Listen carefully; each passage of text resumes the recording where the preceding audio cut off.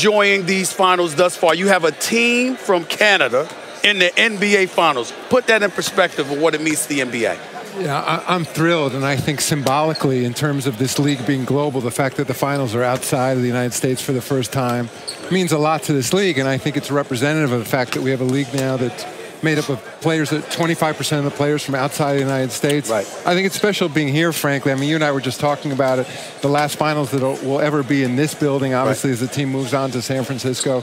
So this feels special. It's a special environment. You know, we have media from around the world here. These games are being telecast in 215 countries. So it's really a global event. You can feel the big stage environment here. Considering the global iconic brand that the NBA is and has become a long time ago, as far as I'm concerned, what does having a team from Canada in the NBA Finals do to add to that? It's so big, it almost seems like there's not much that can be added to it because the NBA is so great globally. Well, I mean, of course, we could end up going to other countries besides the United States and Canada. I think it demonstrates, I mean, you and I were actively involved in the NBA when we expanded to Canada, and look back to 1995 when we expanded to think that now we have 13 players in the league from Canada. The fact that 1 out of 3 Canadians have watched part of the finals so far. Think about that. 1 out of 3 people in the country.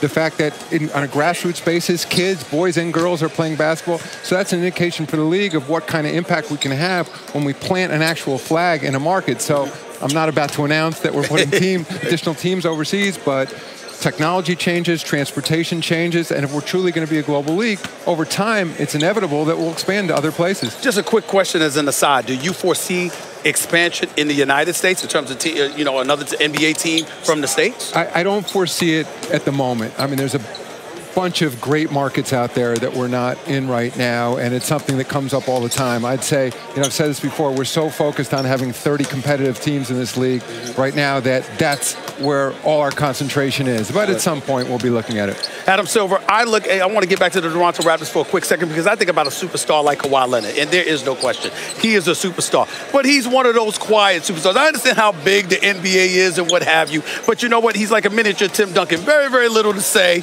Just goes out there, grabs his lunch pail, goes to work, does a fantastic job, goes home. Do you like to see that in stars?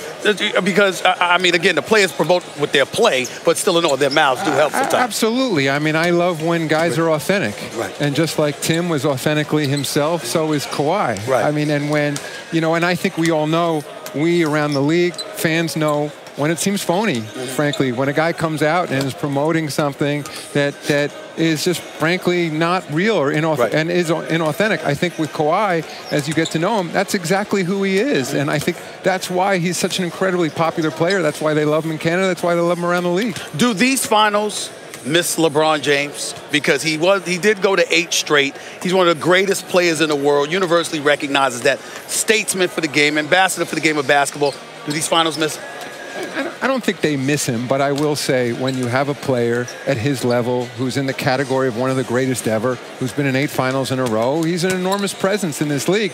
The great thing about LeBron is it's not like he retired. I mean, he's still essentially in his prime. He had an injury last year. It was a new situation, and I'm sure he'll be back incredibly competitive next season. So, I mean, his presence, I mean, we see it. You and I both know a little bit in the ratings. When you have a star as big as LeBron who's sort of absenced himself and is no longer playing, that there's a casual fan, a sports fan, maybe not an NBA fan, who might tune in for a player like LeBron. But look how strong this league is. Look at the number of young stars we have. And I think we owe to LeBron. I think he carried the league for a period of time. He's brought up a whole next generation of stars. And we see now that this league is bigger than any one player or certainly any team. Adam Silver, one of the things I wanted to transition to, and I thought it was appropriate to ask you this question because few are better to answer this than you. Draymond Green made news recently because he brought up the word owner and felt like it had a negative connotation attached to it.